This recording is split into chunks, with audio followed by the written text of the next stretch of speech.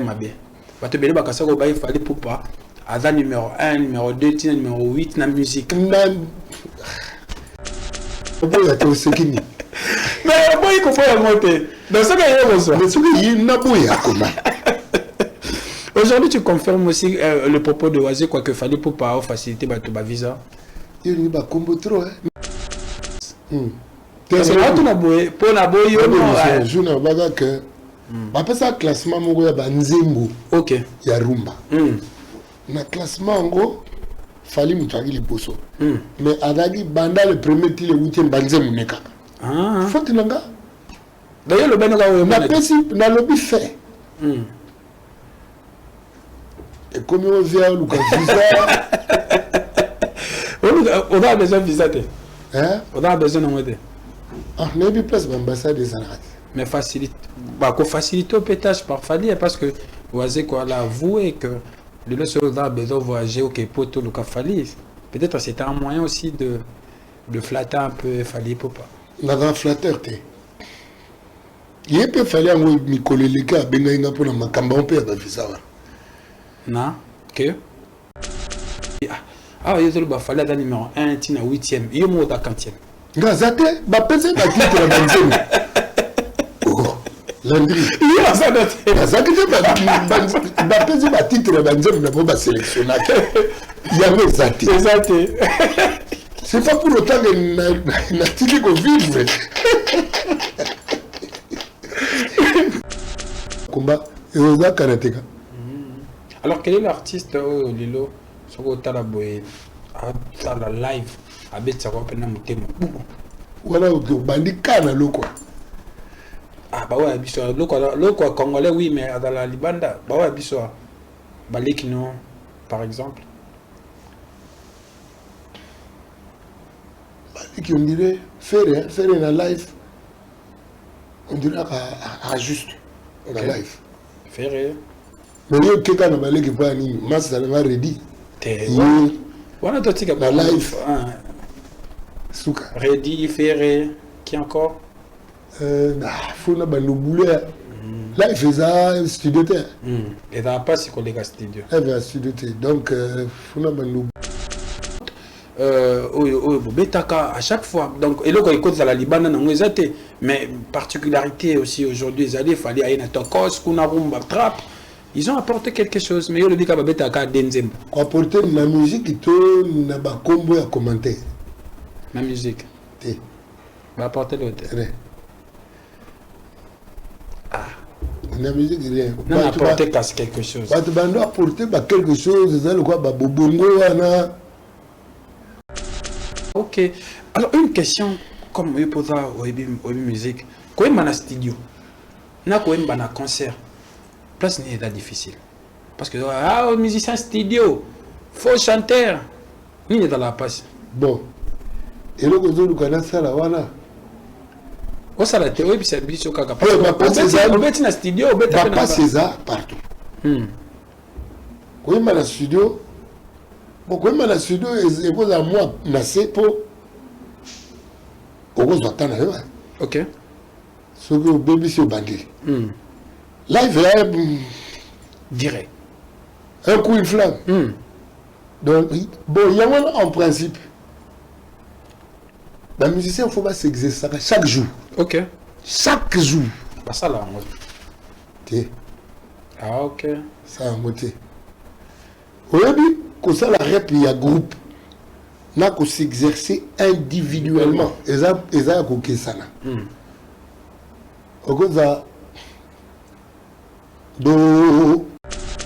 Aujourd'hui, le gagnant de ce concours, sincèrement, vous pensez qu'à Mérita, Innocent Balomé? Innocent, ce n'était pas le meilleur. Ok. Mais c'était le plus voté. C'était pas le meilleur. Mais Innocent avait un talent. Ok. Mais pas le meilleur. Mais il n'était pas le meilleur. C'était une équipe forte.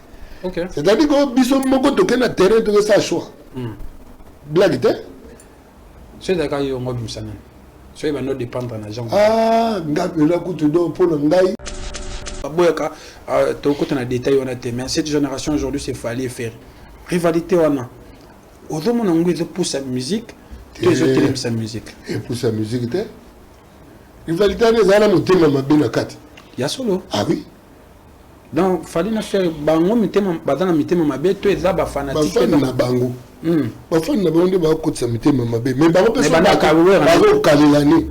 So bazo kalilani c'est que pas les arts. Mais ça le mitema mabe ouais on a jibe ko eza qui pire ba famille kabwana. Est-ce que vous pensez qu'il y a aujourd'hui il y a les deux ça motema malamu wala. Mais rivalité dans la peine et dans la paix moi bon. La rivalité ce n'est pas ça. La rivalité c'est dans les œuvres. Okay. La rivalité, c'est dans la manière de faire. Nga suko lingo pesa nga kanda liso na ko expliquer que na oyo basala boka denze mbuda bango ya biso ya Congo. Na peso kanda kasi bisa. Kasi ya oti na lobit. Ki kunku na tiri. OK. Alors une question comme je pose au musique. Quand on na studio. Na ko on na concert. Place n'est pas difficile. Parce que musicien studio, faux chanteur. Il est dans la passe. Bon. Et le gozo du Canada, ça la wana. Oh, ça la théorie, puis c'est le bicho kaka. Papa César. On met dans studio, on met Papa César partout. Quand il m'a dans studio, bon, quand il m'a dans studio, il pose à moi, nassé pour. Au gozo attendre, ok. Ce que le bébé c'est au bandit. Là, il veut direct. Un coup, il flamme. Donc, bon, il y a en principe. La musicien, il ne faut pas s'exercer chaque jour. Ok. Chaque jour. Bah, ça là, en mode. Ah, ok. Ça en mode. Aujourd'hui, quand ça la rep, il y a groupe. N'a qu'à s'exercer individuellement. Et ça, il y a qu'à ça là. Au coup, ça. Do. Parce que là, tu n'as pas je n'ai pas que. Après ça, classement, il y a Nzembo. Ok. Il y a Rumba. Le classement, en gros, il fallait me traquer les poissons. Mais Adagi, Banda, le premier, il est 8e, Banzem, Neka. Ah. Faut que tu l'as. D'ailleurs, le Benoît, on a le lobby fait. Et comme on vient, on a besoin de visa. On a besoin de visa. Ah, on a vu place l'ambassade des Arabes. Mais facilite, bah, faciliter le pétage par Fali parce que vous avez quoi là avoué que le soldat a besoin de voyager au Képo tout le cas Fali. Peut-être c'était un moyen aussi de flatter un peu Fali pour pas. On a un flatteur t'es. Il peut falloir me coller les gars, benga pour la macamba on peut avoir fait ça. Non, que? On peut y aller au Sekini. Mais bon, il comprend la montée. Dans ce cas, il y a besoin. Mais ce qu'il y a comment? Aujourd'hui, tu confirmes aussi le propos de Oazé, quoi que fallait pour pas faciliter ma visa. Il y a combo trop. Aujourd'hui, le gagnant de ce concours, sincèrement, vous pensez qu'à Mérita, Innocent ballonné? Innocent, ce n'était pas le meilleur. Ok. Mais c'était le plus voté. C'était pas le meilleur. Mais Innocent avait un talent. Ok. Mais pas le meilleur. Mais il n'était pas le meilleur. C'était une équipe forte. Okay. C'est-à-dire que Bisson Moko toquait le terrain de sa choix. Blague, hein? C'est d'accord, il y a un mot de Msanen. C'est va nous dépendre de l'argent. Ah, comment vous définissez, je dirais, nos politiciens? Par exemple, Félix Tshisekedi. S'il faut définir Félix Tshisekedi en un mot. En attaque du pasteur. En dernier. Batakubula ya de tika ba ngado la bangoma. Donc Adam Tamawa. Mingi. Donc définition PC on a attaque du pasteur. Voilà, il fallait que tu aies en place ya Ambongo. Ah. Moïse Katumbi. En un mot.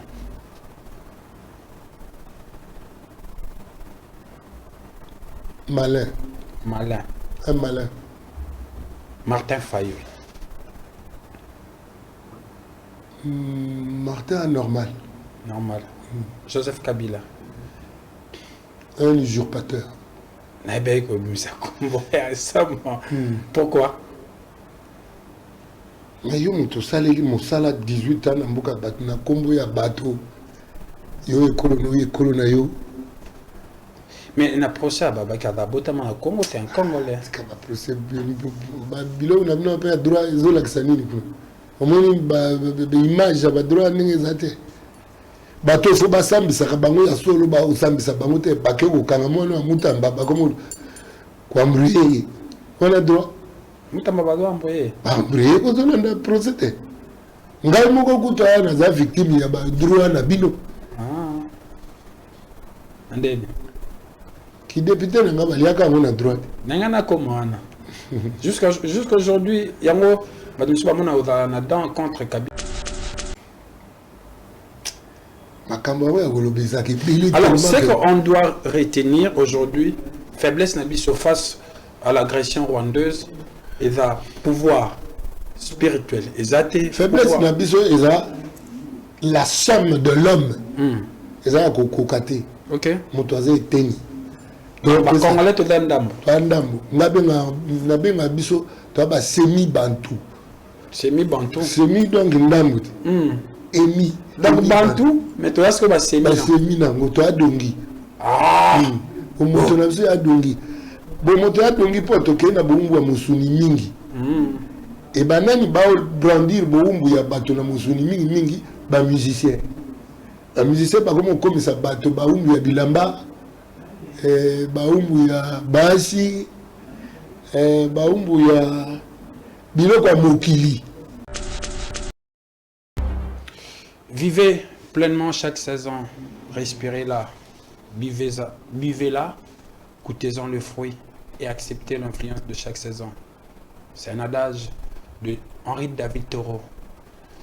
Aujourd'hui, je reçois pour vous un homme, un artiste. Il est souvent distingué par sa sagesse, son intelligence, son savoir-faire. Aujourd'hui, il a un nom dans son domaine.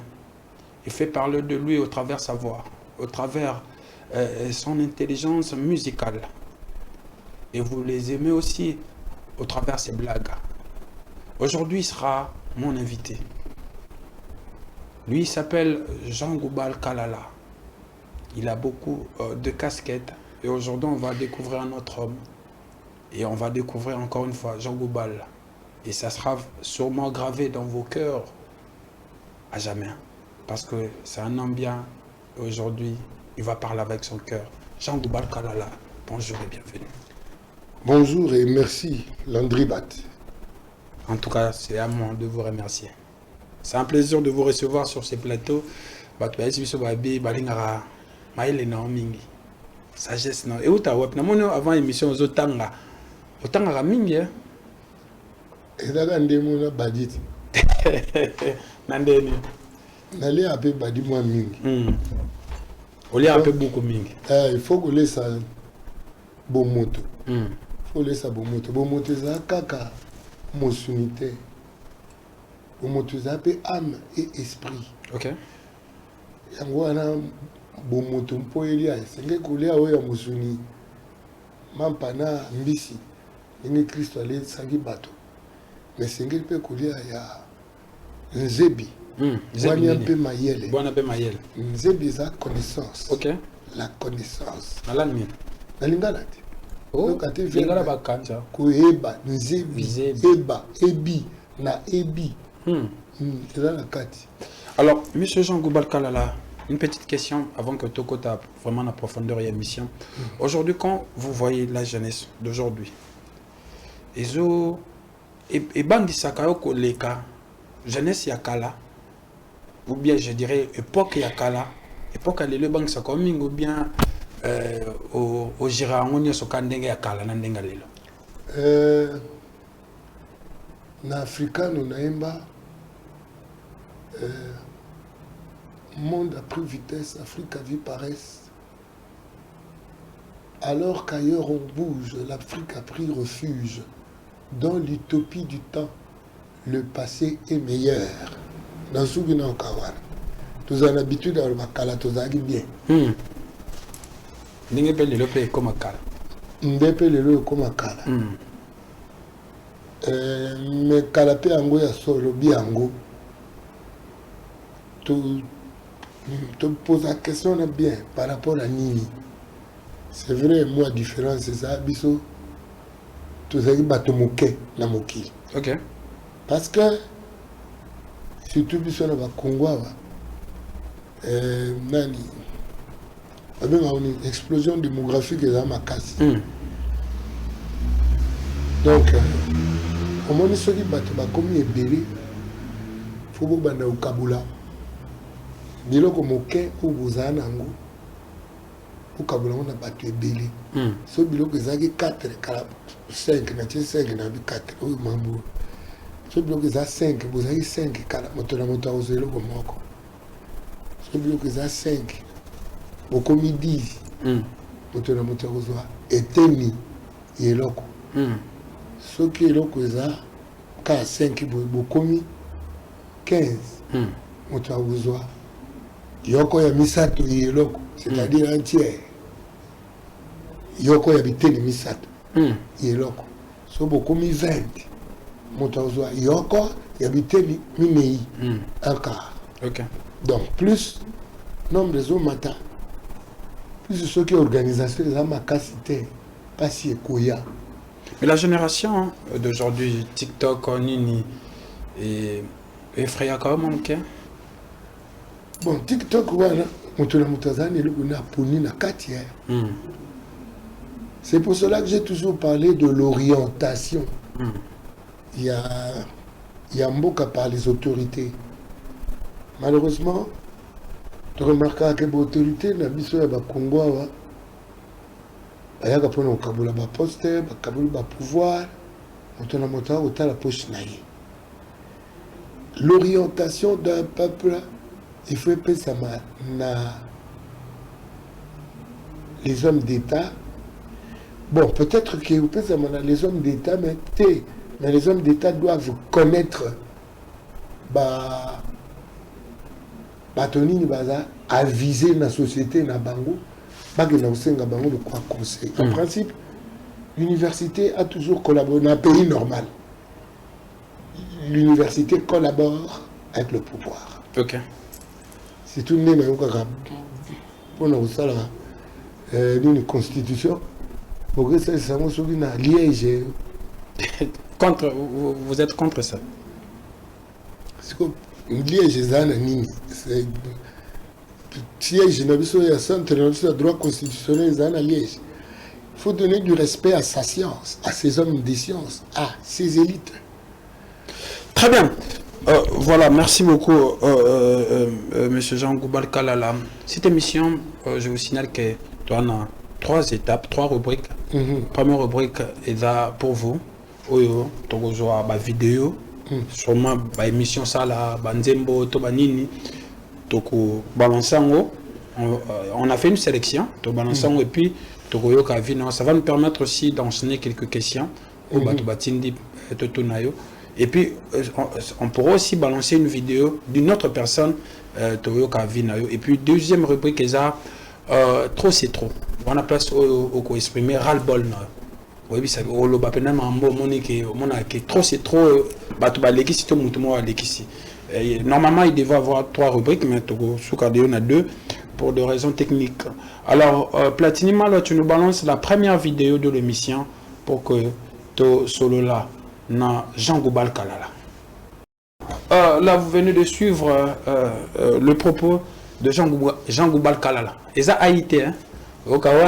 Intelligence artificielle, Tokosolo Makamba. Très bien. Alors, aujourd'hui, la question est à propos de la vidéo. Notre faiblesse face à l'agression, je dirais, rwandaise, les années armée, politique. Et là, ouais. Faiblesse, c'est un bon moto. Nous avons une humanité incomplète. C'est-à-dire, tout le monde a un que moto fallait ça. Bon. Binama. Nous sommes ok. Oui, Emmanuel Kant a traité de.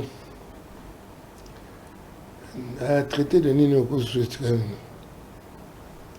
bon nakati a traité wana comment nango boya alobi éducation musala nango kopesa moto mayele kopesa culture est-ce que biso to apena bateau to bien ma cultiver biso ba congolais pourquoi pas dit yoza mais parce que poser question à Rwanda et ba guerre wana OK yo kan sinde na zo baka to pesa ka respect te na ba scientifique na biso yo kan si so ba pesi ba scientifique respect to ba no ba o ba sai biso embargo na minduki si to no fabriquer ngo biso moko yo kan si so to pesi respect na ba scientifique na biso yo kan sinde to za kozela ba transformer le biso ba plan na Rwanda pa akoma kobima producteur mondial ya biloko azala nango te yo kanti soki topesi respect na bascientifique na biso niveau ya formation ya bajeune na biso na bato yango na biso ekozala boye c'est parce que nous sommes détournés de l'importance de la connaissance, de l'importance de la science yango eosalaka tozala bato ndambo. Nous nous sommes détournés de l'État. Nous, on a banani, les politiciens. Les politiques sont l'émanation d'un peuple. Ils sortent de ce peuple-là. Donc ce que nous vivons aujourd'hui, c'est l'image de ce que nous voulons. En fait, il y a beaucoup de ce que nous voulons. Nakotsonga na Kimbangu alobaki, mokonzi akobimisa Congo na buumbu autana pouvoir spirituel, pouvoir scientifique et le pouvoir politique. Est-ce que quand il y a l'église autonome a un pouvoir spirituel? L'église catholique. L'église a sommeil, n'a pas catholique, n'a pas ni. Ah. Kimbangu c'est pété. Kimbangu c'est ici ça n'a pas guerre aux entre bon, je dirais islam. Les musulmans. Donc, tout le bas, l'église, vous connaîtrez la vérité et la vérité vous affranchira. Ok. Est-ce que l'église aide l'homme congolais à s'affranchir? Qu'on s'affranchir les anini, kolomba na boumbu. Yemo tolombo na boumbu, tikinda kunanzala. Oye ko pesa pasteur mbongo wa kusomba jip. Au candidat lombe na bombu déjà ou bien passer la kanabino na bombu akosa rabino ba bokomi na ba dogme bokomi na bikila yaye pozanga ba nani bo banga fimbo nzambe eza na maboko ya pasteur wana mais baba homme de Dieu faut qu'on entretenir bango quand même oyebi poni je parle d'un dombolo to comment quelqu'un ne peut pas se nommer. Vous avez bien un homme de Dieu pour la mise sur bateau. Les gens na Congo tu bien bateau ba grand prêtre pour la mise sur bateau. Au fond il y a que grand prêtre on est le côté. Ce qui m'énerve c'est que nous devenons abrutis encore. Comment ça? Malobeli est-ce que l'église ouane copé sa moto? Affranchissement, cette liberté, cette indépendance vraie. Est-ce que surtout ça vraiment indépendant? J'ai parlé de la puissance ou bien le pouvoir scientifique. Spirituel. Surtout déjà le spirituel. Donc vous avez le scientifique parce que le spirituel est discipliné. Oui, mais Christ ou l'air moi le mec. Bana bangai bako yokaka suli le banangai et pas yebia batute na ko kumango onte ya bango na kati na bango.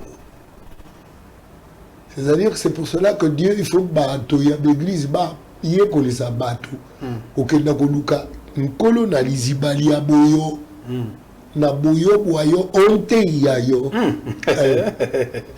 oh lingala makasi Non, moi, ma sango. Vas-y, continue. Après, le pouvoir scientifique. Le pouvoir scientifique, c'est le pouvoir terrain et critique par excellence. Ok. Le pouvoir, le terrain scientifique, exact terrain du choc des idées jaillit la lumière. Mais bien tu as un terrain choc des idées, Dans le terrain. tu as un flatteur et un grand prêtre. Mais pourquoi vous insistez toujours sur ça? Grand prêtre bongo. Mais Ah, bon, ça me t'a mis grand prêtre. grand prêtre nanini. Na musala na ye, na ba moyen Mais na bien ye. sûr, tu as un professeur Malou. Ce que tu as un grand prêtre dans le campus, ou un moko na bango zagi Malou. Parce que Malou a eu un grand prêtre. Ce que tu as eu un grand prêtre, tout na ye nanini. Comment vous définissez que peut-être le terme on a grand prêtre? Pour me taper ma grand prêtre, abengama sur base de quoi? Bon, bataille, moi, on a déjà un pensate. Mais parce que Oche, professeur Malou, La grand prêtre, c'est-à-dire c'était un grand dans son domaine. mais dans chaque domaine, il y a deux grands. Quand il Luka Bangote, il y a un grand go. D'être la politique.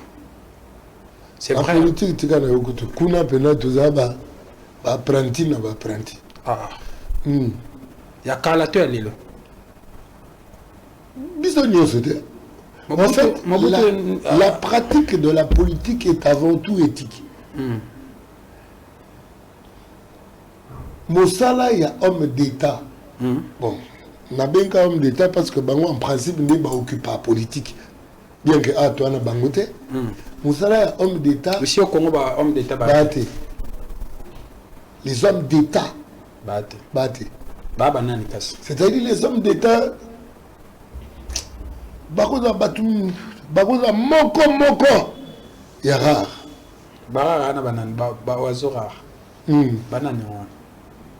Nicolas na lingi suma mbotanga ba kombo te.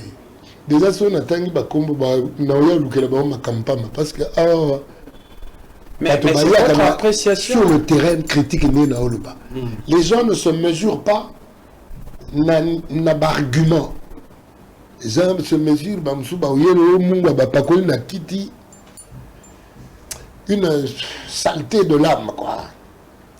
Si on a comme quand ça ba congolais ba comme kufa mingi na poison et puis ba empoisonneur wana bazana biso ba ko sexaka pe biso une âme sale, des âmes sales lingo wana wana politique ebele. Alors la cité ok, vas-y continue. Dans le pouvoir spirituel, dans le scientifique, le terrain de la critique, le terrain du choc des idées, et le pouvoir politique qui sera le dernier, et qui sera le terrain de l'usage de l'éthique. L'usage, il y a l'amour du prochain. L'amour du prochain. C'est l'amour du prochain qui doit titre on va être traité de pédagogie. Titre on va y a Emmanuel Kant. Bon, c'est que quand on fait sa politique avec l'éthique, autant mon ninga le quoi yon penza. Attends, autant on a management na ça. Les notions qu'on tali bien management ils ont changé na organisation et comme management bienveillant na management responsable. Quand on parle de la responsabilité, il faut ça la pensa na politique. OK. La politique et responsabilité, il y a politiciens ça ndenge ka philosophe tout art de gouverner. OK. Porte la responsabilité de la possibilité d'un art de gouverner futur. C'est-à-dire, toute gouvernance actuelle doit préparer la gouvernance à venir. Exactement. Hein? Et bien, viens secouler moi, après moi, le déluge. C'est-à-dire, à préparer qui Délige. déluge où tu vas vivre. Ah bon? Attends. Yomoto, osa censé préparer la gouvernance future. Après moi, le déluge. C'est-à-dire que tu as prévu le déluge. Donc, vous donnez raison à Kabila qui a dit un jour qu'il n'a pas réussi à changer la mentalité de Congolais. Mais bateau, chaque domaine est dans un bateau. Faut autant quand là vous avez parlé de Mobutu. Comment Kabila soit comme un chef de l'État dans Mbogo? Il a chancé le Pamba. Ah bon? Lorsque un peuple est nourri par des maximes de négativité, à cause subir en go, notre chance est le Pamba. À comment il voit pour la chance le Pamba. Notre barato te kamboka mutu kabula mbungu. Ndingo comme on a traître comme belé n'importe. Il ne faut pas jouer avec sa parole. Christ soit le bas, que votre oui soit oui, que votre non soit non. Tout ce qu'on ajoute vient du malin. Est-ce que l'église est conformée spirituellement? Je te dis que non. Ces églises forment des religions, des religiosités. C'est quoi la religion? C'est l'esclavage au dogme des humains. Bikila Yabato. Ok. Votre Paul quelque part, Bagibolo Mbana Bumbu Yabikile, Bele Bele Bui.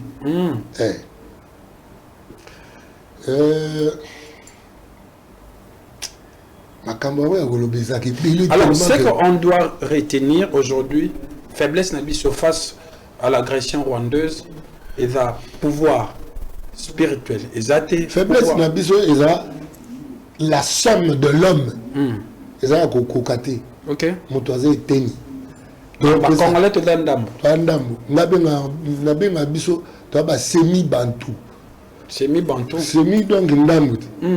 Emi. Donc bantou, mais tu as ce que c'est semi. Semi nango, tu as dongi. Ah. Au moto na biso a dongi. Bon moto a dongi pour toke na bombu wa musuni mingi. Et banani ba brandir bombu ya bato na musuni mingi ba musicien. La musicien pas comme ça bato ba umbu ya bilamba. Baumbu ya basi, baumbu ya biloko mokili. Alors que la musique est un mot spirituel, il fallait élever le peuple. On va parler de musique tout à l'heure, mais tout clôturer la politique, parce que cette émission, on parle presque de tout, politique, social, presque tout, musique aussi. C'est vrai, il y a combat mais il y a des questions où il n'y a pas bateau. Aujourd'hui, comment vous définissez, je dirais, nos politiciens? Par exemple, Félix Tshisekedi. S'il faut définir Félix Tshisekedi en un mot. Arata qui pasteur. Un dernier. Batakubula ya de tika bangado la bangoma. Dans Adam Tamawa. Mingi. Donc, définition PC, on a arrêté de pasteur. Il fallait que tu aies en place un bon. Moïse Katumbi, en un mot.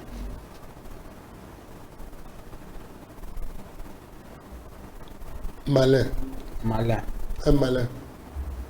Martin Fayou. Martin anormal. Normal. Joseph Kabila. Un usurpateur.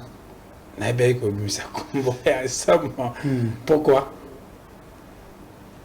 Mais yo moto saleli mosala 18 ans na mboka bato na kombo ya bato. Yo ekolo na yo.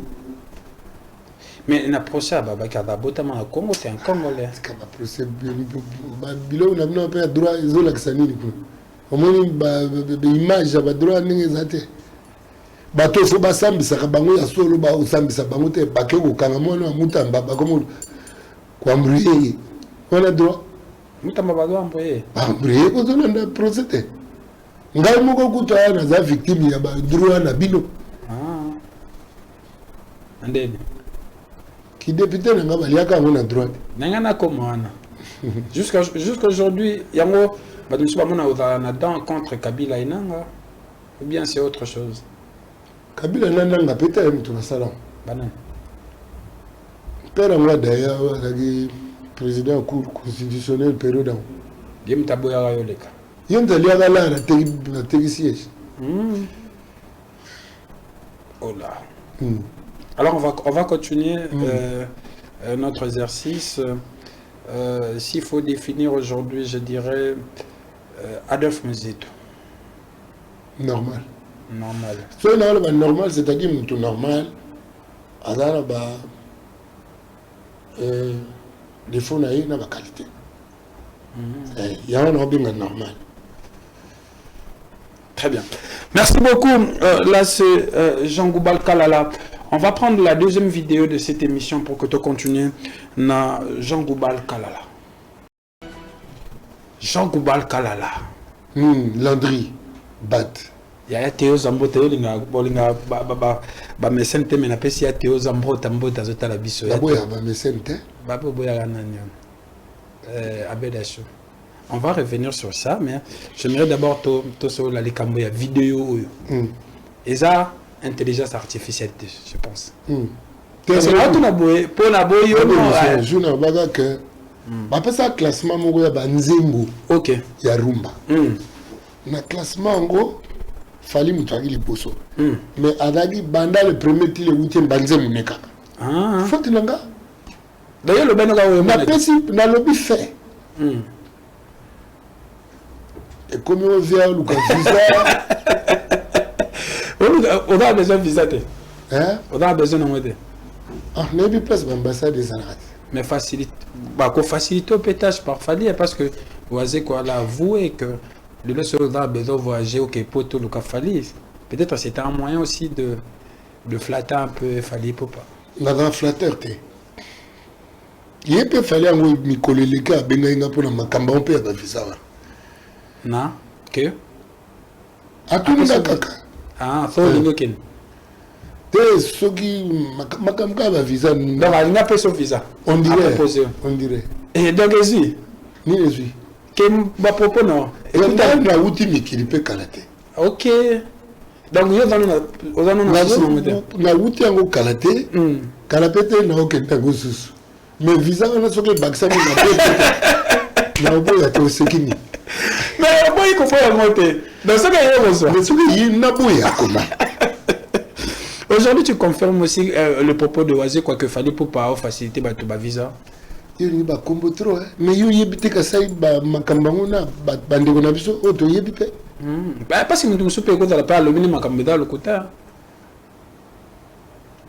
Peut-être que la déclaration belé, il y a bateau, il y a bazui, visa par le canal, il a fallu. Voilà, donc si j'ai mis cette vidéo, parce que compréhension, tu me fais que n'est pas bien. Tu me dis que il fallait pour pas. Ada numéro 1, numéro 2, numéro 8, la musique. Il y a un classement à Banzembo. Il y a un classé Banzembo à Rumba. Numéro 1, il y a 2, 3, tu es 8e. Il y a un gars qui est là. Mais aujourd'hui, au moment niveau, il y a population, il y a tellement assez le coup de Koufa. Et que là, on dirait que la philosophie. Pour philosophie, il faut que tu aies et puis la philosophie, et là, c'est moins compliqué. L'État est mais à un certain moment, la pratique de la philosophie, ok, on a critique de la raison pratique. Kaka Kant, les gens n'ont pas Kant. Ok. Au livre nous. Ok. C'est-à-dire la pratique de la philosophie qui doit être en principe la pratique politique et ça éthique. Éthique et morale. Il y a un pas si mingi na benga mutu grand azako ça la preuve il y a étiqueté ni morale et puis azako ça peut preuve il y a connaissance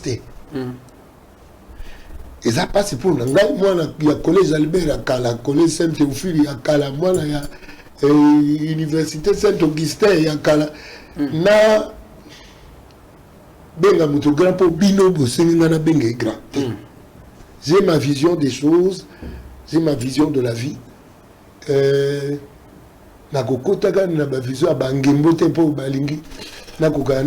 parlant de grand, j'ai une question pour ça. Parce que Nathalie qui missionne, on peut s'appeler des détails sur grand, bon chanteur. On va en tout cas analyser ces propos. Mais il y a une question, il y a un commentaire. Ah, il y a un numéro 1, il y a 8e, il y a un 40e. Gazate, bapeze bakite la banzemi. Oh, Landry. Il y a ça dans Gazate, bapeze bakite la banzemi na boba sélectionnateur. Il y a les athées. C'est pas pour autant que n'a tiré qu'on vive. Il y a ça dans oh. On sait la cause de débat de ma maman. Il y a besoin de mon côté. Mais écoute, écoute peut-être. Écoute, c'est une bombe à l'atomique. Les dimanches après la et Vanda. Mais les lots, écoute, ma classement va tout nous ça fait moi quand la bande mon so ba so ça bon ba ninga va bimis. Ngabim ça après 10 ans. Alors, une fois dans une émission, c'était chez Willy Kayembe que je salue. Tozala Kana Juna Mumbafu. Il avait dit quelque chose habillé polémique. Il a fallu une affaire à ces plans parce que ça vend la musique. Aujourd'hui, Jean Goubal Kalala, sans vous flatter, aujourd'hui, est-ce que cette rivalité, même si mais cette génération aujourd'hui, c'est fallait faire rivalité, on a. Aujourd'hui, on pousse sa musique, les autres aiment sa musique. Et pour sa musique, rivalité, on a un thème à bien à 4. Il y a solo. Ah oui. Donc, il fallait faire bango, badana mitema mabe, to ezaba fanatique. Na bango. Bafana na bango ba ko tsa mitema mabe. Mais bango pe ba kalilani. So bazo kalilani c'est que pas les arts. Mais ça le mitema mabe ouais na jibe ko eza qui pire, ba famille ka bwana. Est-ce que vous pensez qu'il y a aujourd'hui il y a les mitema malamu wala. Mais rivalité dans la peine et dans la paix moi bon. La rivalité ce n'est pas ça. La rivalité c'est dans les œuvres. Okay. La rivalité, c'est dans la manière de faire. Nga souvent ni kopesa nga kanda liso na ko expliquer que na oyo basala boka denze mbuda bango ya biso ya Congo. Na peso kanda kasi biso. Kasi on tina le bit. Ki ku na tirindi libana na nzembo yate. Nani ba fali na faire. Biso tu ba bato ba to beta rumba. Ba beta denze. Papa. Votre début, ça va 32 chansons, 36 chansons. 36 chansons de titre. Mais harmonie à musique. Musicalement parlant, le schéma d'harmonie est à 2. Oui. La deuxième, c'est ma yebi. Ah, c'est ma preuve. Oh. Toi, il va casser.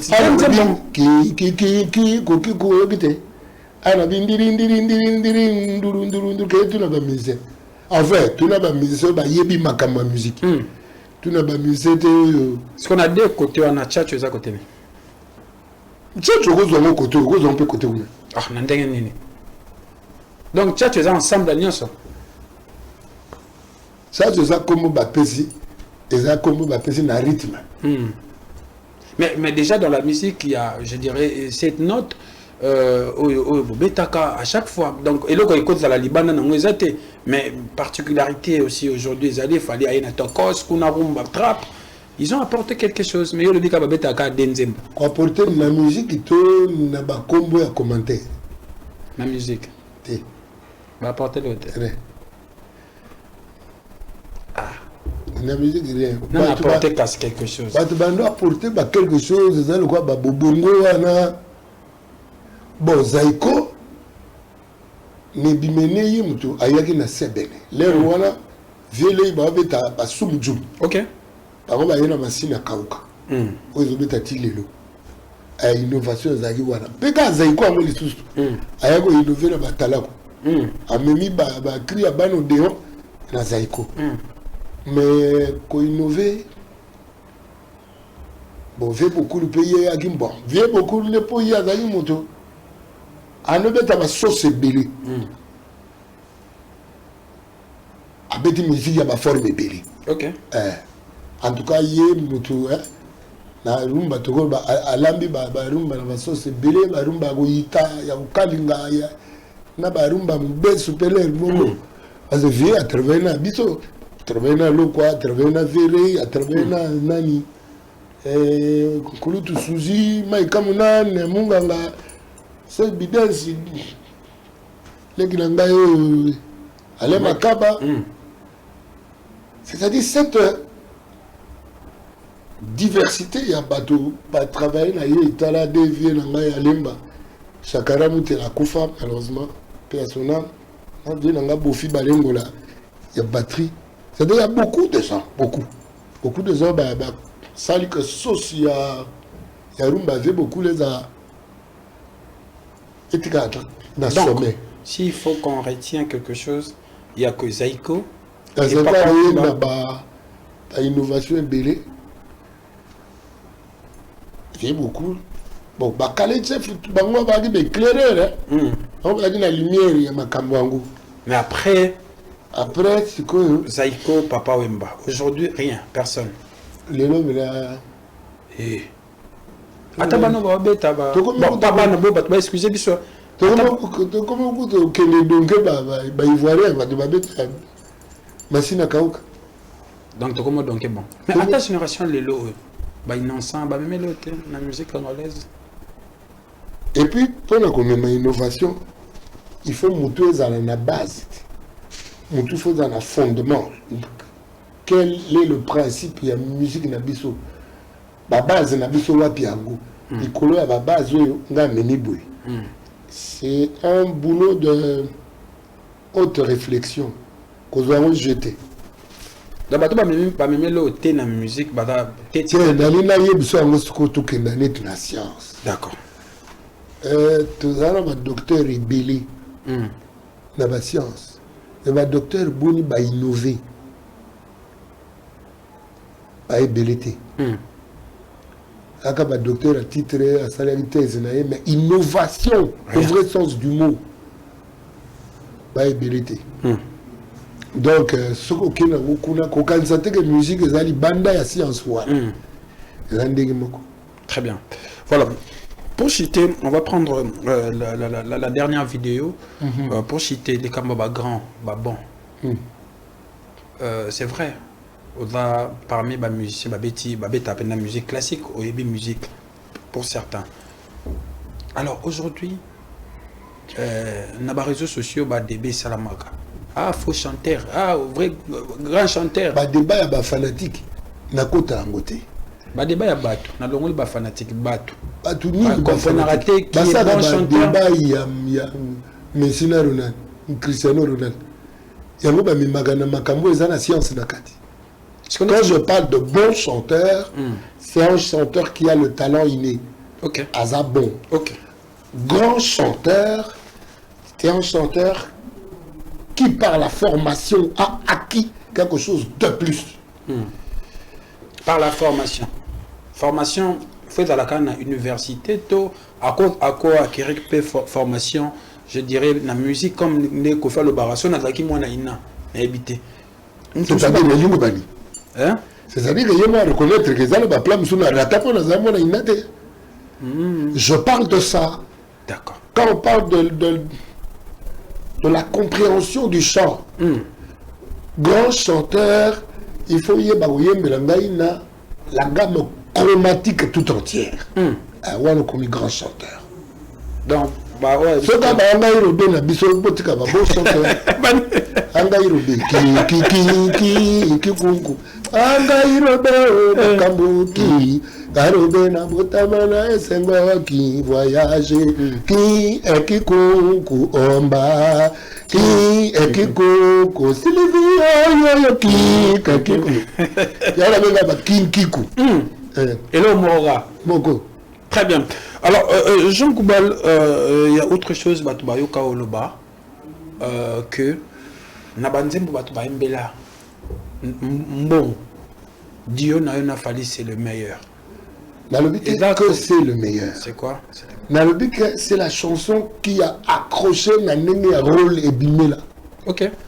C'était une chanson pour la campagne à sensibilisation. Il y a pour protéger Mbongo. Ok. soko la mukina tongo na koto vanda ko simbanga bien bombanga bien bombanga bien nzembo ya ngwana. OK. C'est-à-dire que soki nzembo tilelo eza ko continuer campagne au biso to sala ki yango tina eye to saki nzembo wana eza ki po etika na monoko pe na mayele ya bato. Simbanga bien bombanga bien bombanga bien mais lukela nzembo mususu o sala campagne tika na monoko ya bato bongo ti lukelanga. C'est-à-dire que quand je parle de ça, nazo zwanze monatia ngo libanda na ngai. OK. Na bandi ko yoka impact. D'ailleurs vous savez bien pour na que nous sa gouverneur la banque ya sikake. Apa kola. Dans la campagne. La saison. Alors comment ça s'est passé au studio Nafali pour c'était comment chacun a amené sa partition. Nafali na poto. OK. Nga banenze mokoto natindi to be nga ba band natindi ba son na poto nani Olivier Chimangati guitare ya ko tu guitare on a ko changer ngo parce que na yoka ki Olivier à côté pe na esprit nzembo te. OK. Le na ye là c'était to kebwe nzembo na sala ki un esprit boye to kebwe. Donc tu sala nzembo. Oui. OK. Après fali le quoi azaki pe na poto ayi oyembela wana. Très bien. OK. Alors c'est très bien. En tout cas, je profite de l'occasion pour saluer encore une fois Benistar qui me suit. Alors Jean Goubal Kalala. Lelo, s'il faut, on peut sa définition. La musique n'a pas lelo. Quand on est au salaire de la politique, s'il faut définir notre musique actuellement en un mot. La musique demeure l'art de combiner les sons et les silences de manière agréable à l'oreille. Très bien. La baxi silence c'est pour te combiner avec un son en pambate. Combiner avec un son n'a pas silence. Et tu sais la musique ne va pas changer parce que tu combines à Congo. La musique, la musique va combiner avec un son n'a pas silence de manière agréable. C'est quoi agréable les associés. Bino ba civil il y a musique boyo kango Bino ba civil. Bino ba civil. Bino ba soda. Na mila pena ya ndiandule. Parce que yo mbilo kango ndene. Oyo ka musique na se comment et comment nga passe na yo kango. Pourquoi? Na ko onze mugo. Ah, pour le cambo to lobela. Ah OK. Alors une question comme yo posa oyebi musique. Ko emba na studio. Na ko emba na concert. Place ni est difficile. Parce que musicien studio, faux chanteur, il est dans la passe. Bon, et le gozo du Canada, ça la wana. Oh ça la théorie puis c'est biso kaka. Parce que on met na studio, on met pas César partout. Quand il na studio, bon quand il na studio, et vous à moi na sepo, au gozo attendre là. OK. Ce que baby sur bandé. Live direct. Un coup une flamme. Donc, bon, il y a en principe. Le musicien, il faut pas s'exercer chaque jour. OK. Chaque jour. Bah ça là, moi. Ok. Ah OK. Ça a monté. Au début, quand ça la rep, il y a groupe. N'a qu'à s'exercer individuellement. Et ça, il y a ça là. Au coup, ça. Do. Allez, maintenant tu le connais octave on commence à sauter. On ça là, on ça on met de l'homme sur ça on bang. C'est-à-dire ça là intervalle il y a octave moko. On ça on bang. Do. Au moins c'est comme là érupé déjà. L'exercice ou alors faut ça là. Et puis faut ça là chaque jour. Et ça le gars ba karatéka.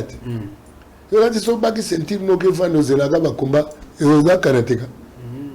Alors, quel est l'artiste Lilo sur le Talaboé à la live à Betsako Penamutemo?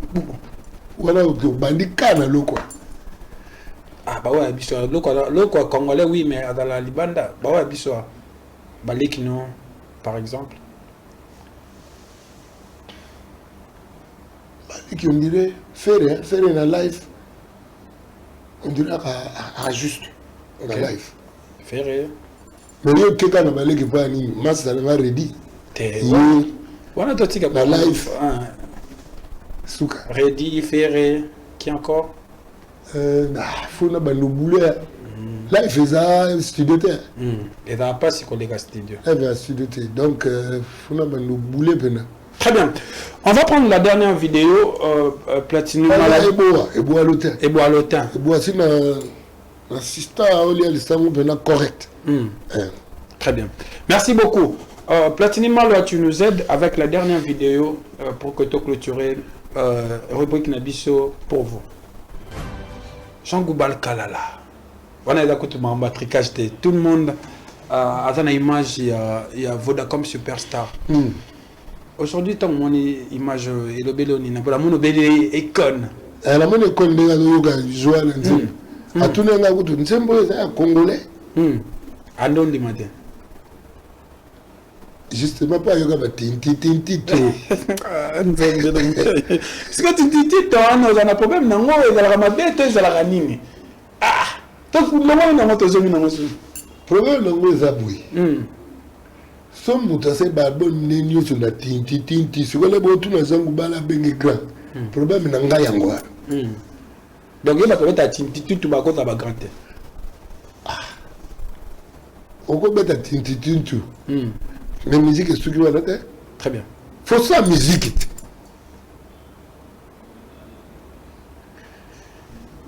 il faut ça musique motonanga ina bi que na mon collège Albert Premier vous avez là ma kamba musique ba école primaire OK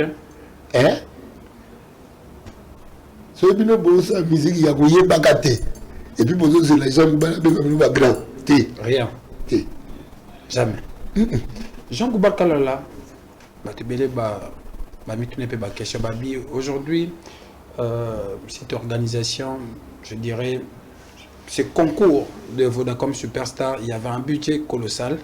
Aujourd'hui, est-ce que vous vous êtes retrouvé dans un concours? Parce que vous avez géré deux fois. Est-ce que vous étiez bien? Bien. Vous bien. Moi, écoute. Alors, qu'est-ce que peut-être au bateau va talater? Tout le monde a été louche, tout bizarre na Vodacom Superstar. Il y a Vodacom, il y a comment au côté de la sélection. Leur sélection est longue, biso, bakolo boulot ango, et comme ils bango batafuna comme bakomo ça. Ah ouais, c'était à partir de quel moment? À partir de quel moment? Vodacom. C'est sûr comment il faut qu'on écoute. C'est sûr comment il bon. Aujourd'hui, le gagnant de ce concours, sincèrement, vous pensez qu'à Mérita, ils n'en sont ballonnés? Innocent, ce n'était pas le meilleur. Ok. Mais c'était le plus voté. C'était pas le meilleur. Mais Innocent avait un talent. Ok. Mais pas le meilleur. Mais il n'était pas le meilleur. C'était une équipe forte. Ok. C'est-à-dire que Bissot Moko toquait dans le terrain de sa choix. Blague, hein? C'est d'accord, il y a un mot de ça va nous dépendre de l'argent. Ah, ngapela kutudo pour ngai mutuna ndo kumisana nino MJO. MJO. Coup de cœur qui. Très bien. On va prendre je sais pas, vous avez quelque chose à rajouter? Mais voilà. On va prendre la dernière rubrique de cette émission pour que Toka Boanayo trop c'est trop là au exprimer Penzara Bol Nayo oui c'est bien Makamboto et Matsokanda. Mais je profite de l'occasion pour saluer Vicky Moussa à la jolibilité depuis l'Embarguini.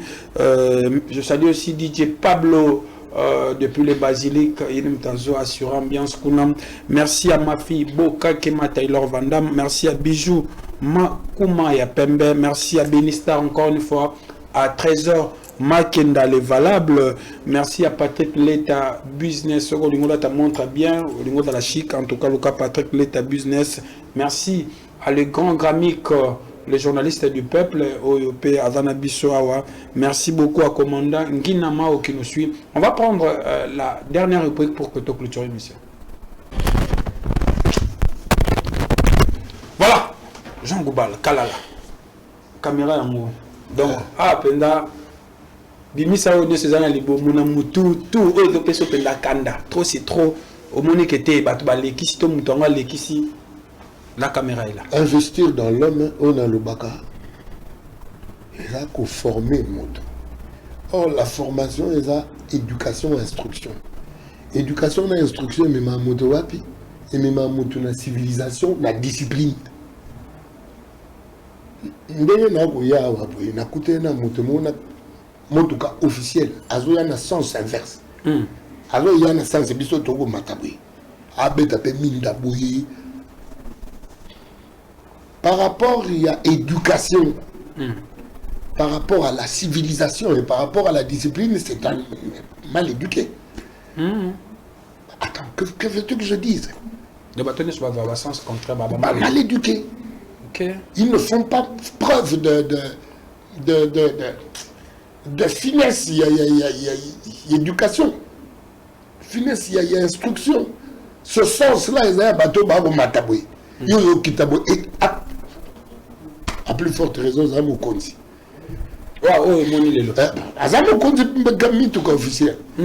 C'est-à-dire qu'il y a un motoza censé copier cet exemple. Il y a un motoza contre-exemple. C'est-à-dire ce qui attend mon talobi n'était. Tu as vu que mon candidat est impoli, mal éduqué. Donc il faut retenir un ras-le-bol.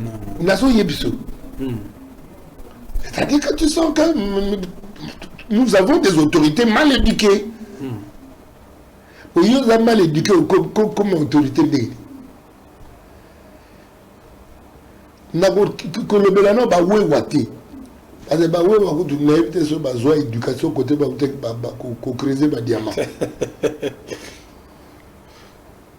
Non, mais parce que va stationner la troisième bande. Deuxième bande, Nanzela. Et surtout que il y a Baluba. Il y a Bonzambe. Il y a Baluba. Oui, c'est Tata Batem.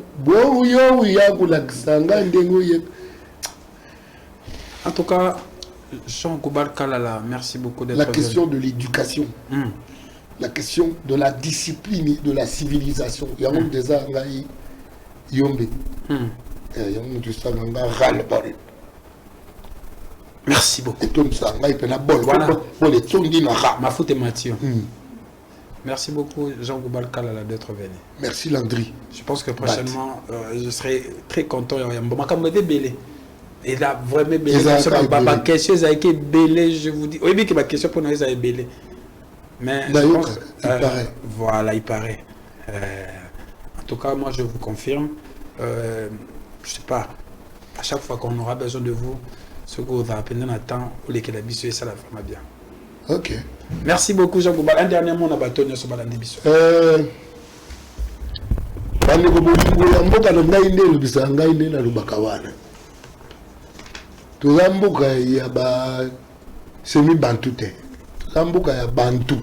il faut tout comme ici qui bantou.